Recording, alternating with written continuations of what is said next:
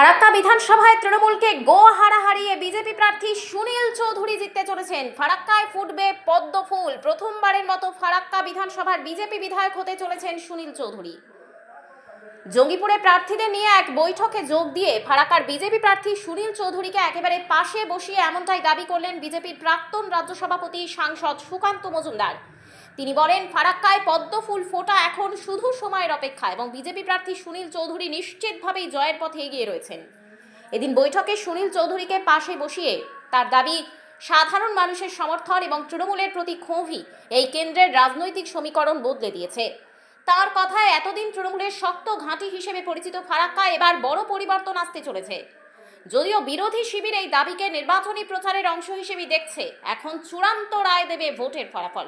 ফারাক্কা নিয়ে আর কি বললেন বিজেপির প্রাক্তন রাজ্য সভাপতি ও সাংসদ সুকান্ত মজুমদার, দেখুন। সভাতে আমরা যে প্রার্থী পেয়েছি ফারাক্কা থেকে, সকাল থেকে যা সাড়া পেলেন উনি, তাতে খুব ভালো একটা সাড়া পেয়েছি। আপনি কি ভাবছেন এই ফারাক্কা বিধানসভা? এবার ফারাক্কা বিধানসভাতে আমরা যে প্রার্থী করেছি সুনীল চৌধুরীকে, আমরা এবার এই ফারাক্কা বিধানসভা জিততে চলেছি। তৃণমূল কংগ্রেস এখানে পরাজিত হবে এবং প্রথমবার ফারাক্কা বিধানসভায় ভারতীয় জনতা পার্টির পদ্ম ফুটবে।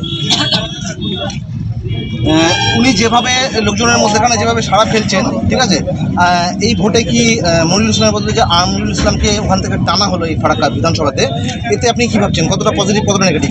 কোনো লাভ হবে না। মনিরুল হোক আর আমরুল হোক আর ভীমরুল হোক, কোনো কাজে লাগবে না। বিজেপি জিতছে, পদ্ম ফুল ফুটছে।